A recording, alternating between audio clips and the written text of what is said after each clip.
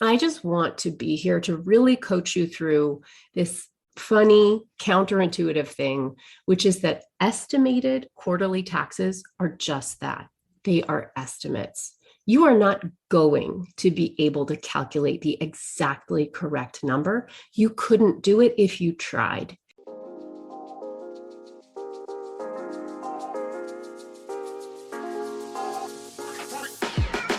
Welcome to the Sunlight Podcast. In this show, we're talking about taxes, money, and careers for creative people who have a big vision for changing the world with their work. I'm your host, Hannah Cole, artist, tax pro, and the founder of Sunlight Tax. If you're an artist, designer, or creative entrepreneur who wants to grow your business sustainably, manage your taxes, and build a stash of fuck you money so you can control your own time and have a bigger impact with your work, you are in the right place.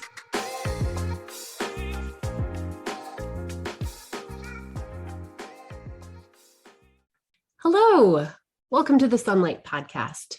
Today, I'm going to be doing part 2 of my breakdown on estimated quarterly taxes. This was requested by one of my listeners, Staley. So shout out to Staley. You're getting 2 episodes because of your request, which is such a good one. I mentioned before that I actually talk about estimated quarterly taxes so much inside my program and inside the lectures that I give to universities and professional development groups that I kind of forgot to talk about it on the podcast. So see, this is why I need you. So if you're listening and you're like, why doesn't she talk about blah, blah, blah? Send me a DM. I need your help to remember. So tell me what you want me to cover. If there is a burning question that you have, I want to just let you know that almost every single time someone has sent me a DM requesting a topic, I have agreed and I have made the episode. So your chances are really, really good. All right. So on with the episode. So last week we talked about estimated quarterly taxes. We talked about what the deadlines are, kind of the basics about how they work. Today, I want to talk about why people misunderstand them. Okay. So here's what I see, because, like when I'm doing people's taxes, here's what I see. I will see a client come to me for the first time and I will see that, they owe a substantial amount of tax. They may be doing part 1 of the right thing and setting aside money to pay their taxes, but they are way over the threshold where they're allowed to wait and pay just one tax bill April 15th.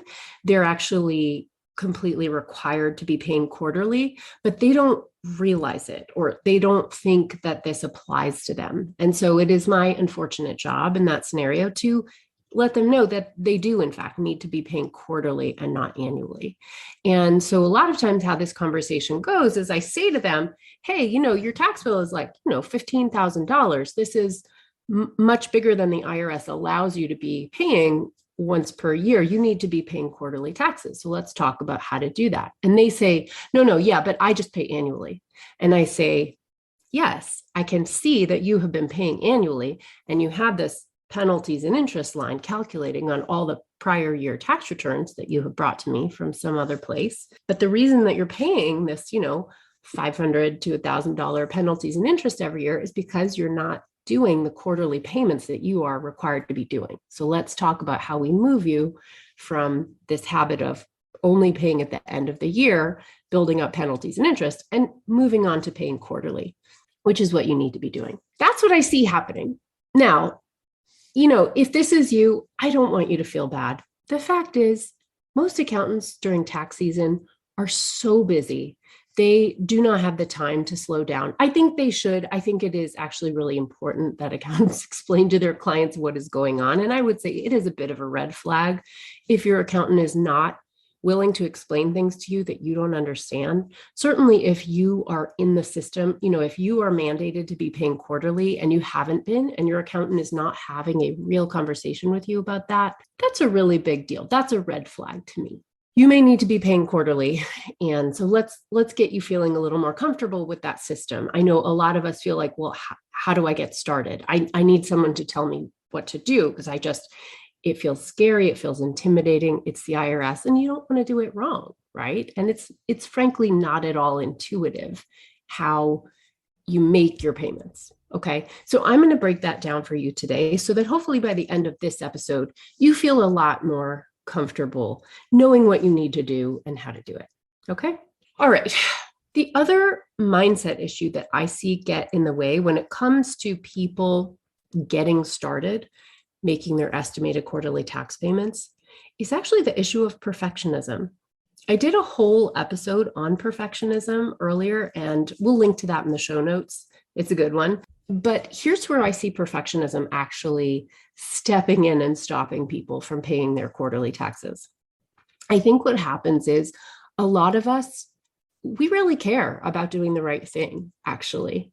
And we are so concerned about getting it right that we don't want to be wrong. We don't want to come up with the wrong number or do it incorrectly. And I also understand that, the IRS is scary, right? They have the power to throw you in jail, to lien your property, to garnish your wages. So they have a lot of powers, and it can feel scary to do the wrong thing when it comes to the IRS, right? So we kind of get all up in our heads and we're like, I can't figure out the exact number, so I'm just going to do nothing.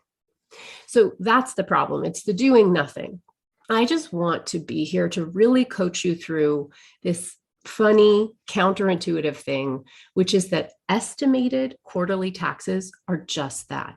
They are estimates. You are not going to be able to calculate the exactly correct number. You couldn't do it if you tried. The only way you could calculate your estimated quarterly taxes correctly to the dollar is if you had a crystal ball and you knew exactly what was going to happen all the way through the rest of the year, exactly what income was going to come in, exactly what life circumstances were going to happen to you that might raise or lower your tax obligation. And you'd also have to have a crystal ball that would talk about what Congress was going to pass and if new tax credits were going to apply to you or old ones are going to be extended that you thought would be expired, because this also happens every December. And you're not a bad guy and you're not a dummy for not being able to know what Congress is going to do, right? I think at least that one we can all agree. Yeah, we have no idea. So release yourself. I hope to be the tax fairy for you right now and just say, please release yourself. This isn't a place for perfection. In fact, this is a place where perfection really gets in your way. What you want to do is do something that's B+, good enough. That's all you need. Okay. So let's get a little more specific about what this means. Here's the reason I think that people fundamentally misunderstand estimated quarterly taxes. Okay. So our tax system, when you file your taxes, now you only file one time per year, right? Your annual tax filing, that's the information part. When we say filing, we mean the information. You prepare a tax return. You only need to do that one time per year. That is due April 15th every year, unless it's over a weekend, and then you get a couple extra days. And then you can get an automatic extension of time to file. Note, I'm only saying file, not pay. You get an extension of time to file for 6 months to October 15th if you apply for an extension before the tax deadline. Okay, so that's filing. Paying is always due April 15th. There's no extension. There's no extension ever. So a lot of people think if they get an extension on their taxes that they got an extension on the payment deadline, and you didn't. So payment, April 15th, all the time, every year. Filing April 15th or a 6-month extension. Okay. All right. So when you do your filing, the paperwork, that is retroactive.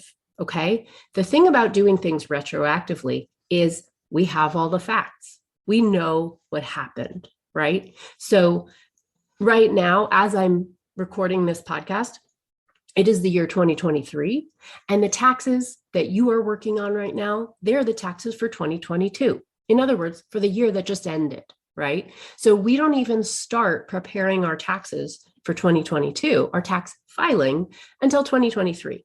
Why? Because what we do is we gather up all the information, all the documentation about what we earned for 2022, and we put it together and we assemble with that information a tax return. So essentially what you're doing with that tax return is you are calculating all the tax you paid in already throughout the year, whether that came through payroll withholding from your W-2, from your spouse's W-2, from multiple W-2s, or estimated quarterly taxes that you paid in throughout the year. Okay. In other words, those things are prepayments on your 2022 taxes, tax you've already paid. Okay. So what we're doing with the tax filing is we're looking at all the tax you already paid in 2022 for 2022. And then we're calculating what you actually owed. And this amount is going to wiggle every year, right? We don't know exactly where that number is going to land. Why? Well, I just referred to it because Congress may have extended some old credits we thought would expire. They may have not extended credits we thought would get extended. So you lose some credits.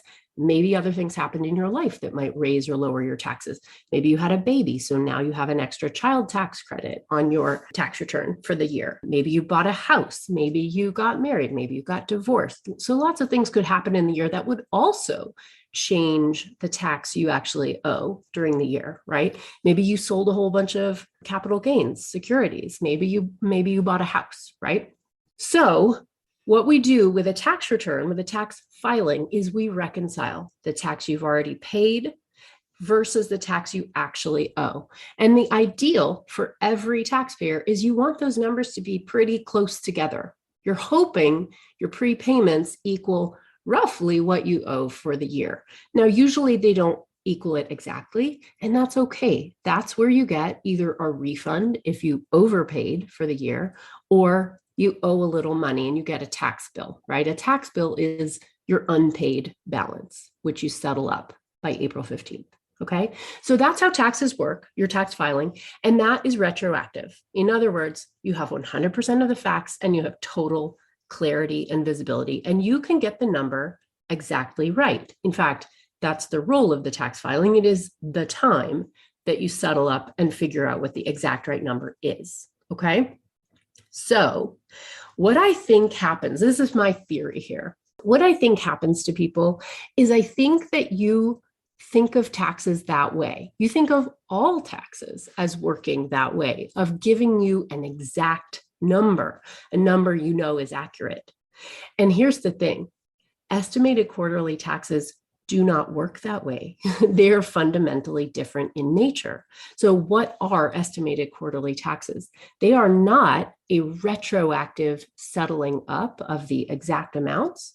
What estimated quarterly taxes are they are a pay as you go mechanism for people who don't have withholding, right? So if all your income and your spouse's income is on W-2s, somebody's running payroll and somebody is basically withholding tax on your pay throughout the whole year. So you are prepaying tax as you go along. You don't even have much choice about it, right? So you're pretty much settled up. People who are employees basically have very simple taxes because you're settled up most of the time. That doesn't mean even your numbers are completely correct. You still have to file a tax return and say what the actuals versus the expecteds were, and then settle that number. But for those of us who earn income that doesn't have withholding, that can't have withholding, and that could be because you're a small business owner, so you generate your own income. It could actually be for other reasons. You could be a farmer. You could be a real estate broker, selling buildings, getting large chunks of money when there's a sale of a building, right? So this is actually a large group of people. It's not just people who are self-employed, but certainly those of us who are self-employed are in this camp.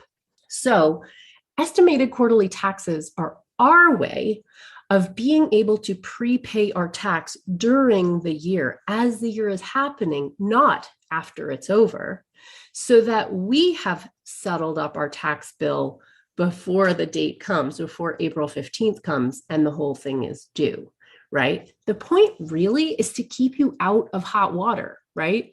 It's to keep you from owing a full annual tax bill all at one time, because that can be terrifying, right? Even if you were setting aside the number, but your calculation was wrong and you have a full annual tax bill that is far larger than you thought it was, well, you can get in huge trouble then, right? You can just face a bill that's much bigger than you can handle. And then we start having to deal with making payment plans with the IRS and tax debt. Yuck. You don't want that. And the IRS doesn't want that either. I mean, they'll do it if you need it, but we would rather you just pay the tax you owe when you owe it. So Estimated quarterly taxes are not retroactive. They are real time. They're how you do your taxes as you go throughout the year. That's the point. So the fact is, as you pay them, you pay for the first quarter, you have no idea what's going to happen the next 3 quarters of the year, right? You have no idea. And neither do I, and neither does your accountant, and neither does the IRS. That's not your fault, right? It's just the nature of time, right? The nature of not having a crystal ball. And there's nothing wrong with that. So you have to make an estimate. You have to have some basis for calculating something close-ish. But I'm here to say, even if you're off by a lot, it's still better to be making some kind of a payment each quarter when you know that you are at least supposed to be making quarterly payments.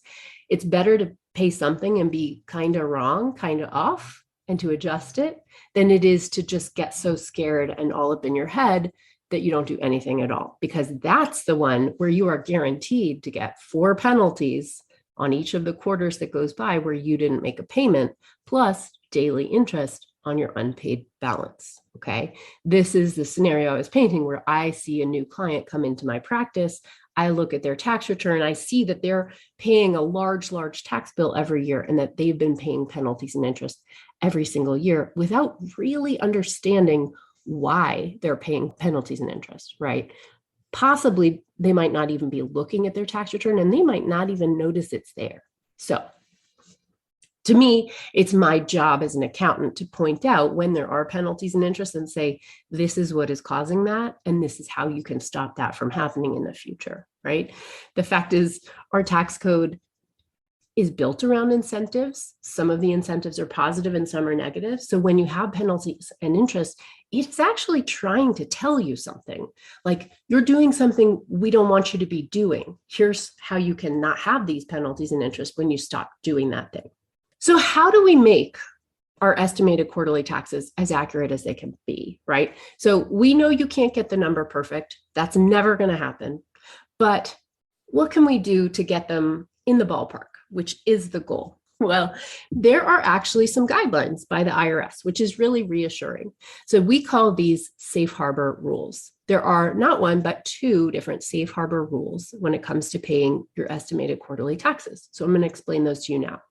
When you meet one or the other, it doesn't matter which one. If you meet either one of the safe harbor rules, what does it mean? It doesn't mean you've paid exactly the right amount of money, right? Because the IRS cannot just hand you a crystal ball and be like, we could see the future, here you go, right? That's not how it works. But what it does mean is this is what we consider to be a good enough estimate, right? And if you meet this good enough bar, we will not give you any penalties and we won't give you any interest. And even if your estimates, because, once you've met these safe harbors, even if your estimates after that are completely radically off the number that they should be, so long as you met one of these safe harbors, there's no punishment. Now, you will still have to settle up your tax bill. Like, we don't just forgive your taxes because you showed some good faith and made some prepayments. No, you still have to pay what you owe, which is fair, but there's no punishment. There's no penalties. There's no interest, so long as you meet a safe harbor rule, one or the other.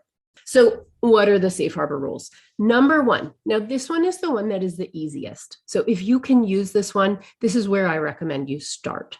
And the thing with estimated taxes, it's really important to understand, is you have to actually really look at them over time and see if they are accurate enough and tune them up as you go. So this is one of the reasons that I say in my program to my students, perfection is impossible. Don't even bother trying. Just aim for improvement. So what you want to do with your estimates is look back at the year that went by before, look at the estimates you paid and see, well, was that radically overpaid? Was it radically underpaid? Was it kind of close enough? And you want to just make some kind of adjustment the following year to be like, okay, well, if I overpaid last year, I could probably dial down these payments and pay a little less and I'll probably be fine. Or could go the other way. I underpaid too much last year. And so now I'm going to have to bump up my payments this year, right? You want to make sure you keep looking back and adjusting. And that is how basically you start to improve over time. And you will find that you start having an intuitive sense of this the more you do it, right? You practice 4 times a year. So, in 3 years, you'll have done this 12 times. You'll get some experience. Safe harbor rule number 1 is, for one thing, the reason that it's the easiest one is it's based on last year's tax numbers. In other words, it's a number you can actually know. You can actually look it up and you can actually do the math and you can feel some security that you 100% know that you're meeting the safe harbor threshold. This is why that's the one your accountant will calculate for you by default. Okay, that is the reason. So if your accountant has produced vouchers on the front of your tax return, which are part of a tax return where the client owes quarterly taxes. So these are automatic, almost always, unless you had some consulting with them where you adjusted these payments, almost always this number, the number on those vouchers on the front of your tax return, are going to be based on this rule. Rule number 1, safe harbor, which is if you pay 100% of last year's tax this year, broken up into quarters, then you have met safe harbor rule number 1. Okay.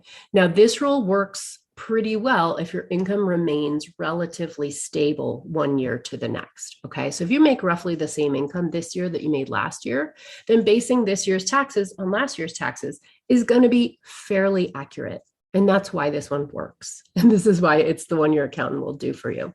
So let's just illustrate how this one works. And then we're going to mess it up by talking about a scenario where it might not work. Okay. So how this one works is you can literally go pull out last year's tax return, look at your total tax. Now be very careful. You are not going to look at your tax due because remember, that's just the amount you're settling up. That's just your unpaid balance. You want to look at the whole tax you owed for the year. And you're going to take that number and you divide it by 4. Now, why am I dividing by 4? Because this is a quarterly payment that you're coming up with, right? A quarterly payment amount. So I'm taking last year's full tax, dividing it by 4, and that number is going to be the amount of quarterly payment that I will make each quarter going forward from this year, for this year. Okay. Now, 1, 2, 3, 4, when I add those all together, it should equal last year's total tax, right? So 100% of last year's tax, I did pay in throughout the year in quarters. And so check, I did it. Does that mean I paid the right amount this year? Again, no, it doesn't, because these are estimates, right? So you may still have overpaid, you may still have underpaid. So you'll have to settle up. You'll still have to file a tax return to show sort of what you prepaid in estimates and what you actually owe. And you'll do some settling, right? You maybe will settle up a little bit of a bill, or you will get a refund if you overpaid. Okay. So that's the easy one. That's the one. If you're brand new to this, that's the one you probably want to take home with you and try for yourself. Now, there's a second scenario, which if you're working for yourself, if you're a solopreneur, if you're a creative person, you will recognize this scenario. Let's say that this year, shit happens. It could be that you had a baby and you are taking some time for maternity, paternity leave, parental leave, I should say. It could be just that sales flopped, like you did a big experiment and it didn't work. It could be that your show didn't sell out, or that a grant that you used to get all the time you didn't get. So if you have a big drop in income this year, then what happens when you try to pay your taxes based on last year's tax? Well, for one thing, you'll be paying a much higher amount of tax than what you're actually going to owe, because you can basically assume when your income goes up, your taxes go up. When your income goes down, your taxes go down, right? So when you have a massive drop in income this year and you're basing your tax payments on last year's tax, you are way overpaying your taxes. And when you have a year like that, you probably need the money, right? So there is a second safe harbor rule, which is built for us. It is built for that very scenario. But here's my warning, it's much harder to use. And this is why it's much less common. The second safe harbor threshold says you can pay 90% of this year's tax in this year in quarters. Now, think about that for a second. How do I calculate 90% of this year's tax? Here I am recording this. It's February. I don't even know what's going to happen for the next 10 months, right? Like, what? So the fact is, You cannot do this based on the full annual income. You can't make a calculation the way you can when it was about last year, which is over, right? We're now talking about the present and future. Okay. So what's 90% of your present and future income? Well, now we're in the twilight zone, right? Now you have to guess a little bit. You have to calculate a little bit. And here's the real answer. What you really need to do is you need to do bookkeeping. You need to actually have bookkeeping set up, be tracking your income, be tracking your expenses, and be calculating what your profit is at a minimum each quarter. Now, when you know your books, when you do your books each quarter and you know what your profit is for the quarter, you can treat your profit in your business like your taxable income, right? You can assume that that is the amount that is taxable. It's not perfect. There will be some little slight differences between your taxable income and your profit in your business, but they'll be very close. And so you make a calculation based on your profit. Okay. Now, this one can get a little tricky. I'm not going to lie to you. There's some strategy. You certainly want to account for the self-employment tax that you owe. So you can multiply your profit by 15.3% self-employment tax to figure out the amount of self-employment tax you owe. And that is going to overshoot it just a teeny bit because half of your self-employment tax is actually deductible. And then you also need to estimate what your income tax is going to be on that profit, which is an even harder number to come up with. You might want to go find your average tax rate, but you do need to be careful that that average tax rate does not include your self-employment tax rate lumped inside it, or else you'll be way overshooting the number. So there is a lot of nuance around calculating this number, and I don't want you to get lost and confused in the details here. There are quite a few details. It takes some getting used to. It takes some education and some practice. And also, P.S., I do all that education and practice inside my program, Money Bootcamp. But what I want you to take away if you're listening right now is this rule can help you because it can allow you the leeway to pay in a lesser amount when you're having a harder year, when your income is not as robust as it was the year before. Also important to understand, there's no assumption baked into this second rule that your payments will be equal each quarter, and they don't need to be. You might make a lot of income in the first quarter, virtually none in the second, virtually none in the third, and then a ton in the fourth. Actually, that's pretty normal for anybody in a retail operation, right? Think about a craft artist whose primary source of income is holiday sales, and you're not alone. The Gap has the same pattern at a much larger scale. You can calculate using good bookkeeping. You can calculate what this number is each quarter as you go. So you basically just keep doing your books each quarter and make a real-time calculation for what you're going to pay in estimated quarterly taxes that quarter. All right. Now, the other thing I want you to remember is that states have quarterly taxes too. Not every state will penalize you with penalties and interest if you don't pay quarterly. Some states will allow you to pay annually, but many require quarterly payments. So you should assume that your state does require you to pay quarterly. And it's also just better for you to pay quarterly so that you're breaking up the bill into smaller parts. We don't want you having big, unexpected tax bills in general at the state or federal level. Okay. And then lastly, where do you actually pay? So you're going to make your payments online at IRS Direct Pay. So you just go to irs.gov and there's a button that says make a payment and you just go there. It will bring you to IRS Direct Pay. Make sure the site is .gov. That's very important, not a spoof scam site. And you just make your payment there. And in the little pull down menu, because some people get confused here, you're going to click 1040 ES. ES stands for estimates. You're not paying last year's taxes. No. You're paying this year estimates. All right. So hopefully that got your head around what quarterly taxes are, why they're different from paying last year's tax bill. And I am hoping that from this episode, you understand the basics of how to estimate and pay what you owe as you go, okay? And also that it's important not to wait, right? Don't let perfectionism stop you from making any payment at all, because the only thing that does to you is guarantee that you will be paying penalties and interest. Now, these don't get calculated until next year's tax return, and that's such a big lag time that a lot of us don't connect why those are there on this year's tax return, but it's because you didn't pay your quarterly taxes on time last year. All right. So I hope that this episode has taken that fear, that perfectionism out of this process and made you realize that this is something you can do and maybe that you need to be doing.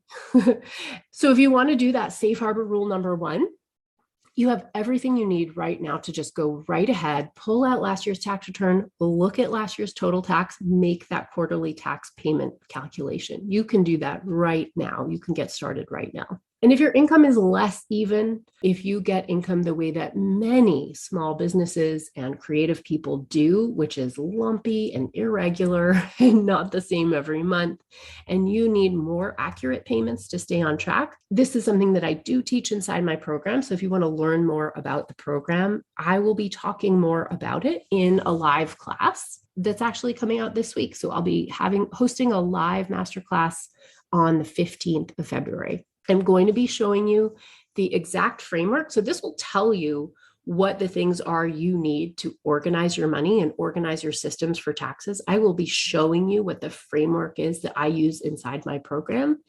And I will also be showing you how inside my program, each of these modules is structured and what you get out of doing each one. So after module 1, you will have this. After module 2, you will have this. You will be able to calculate your profit, calculate your estimated payment, etc. Okay. In the class, I'm also going to be telling you a very vulnerable story about why freelancers and creative people having money is so important personally to me. And I'll be talking about some common mistakes that I see people make with their money and how you can avoid them. And like I said, I will be teaching you this framework that you can use right away. Or if you want the tools and resources specifically that I teach inside my program with them, you can learn more about how the program works and how you can sign up. So this class is free. It's offered this Wednesday at noon East Coast time. There will be a recording, but I do a Q&A on the live sessions. So come live to be able to ask your question. The class is free, but you do need to register. So to register for the class, it's called Understand Your Taxes and Make Money, the ultimate guide to the hard parts of self-employment.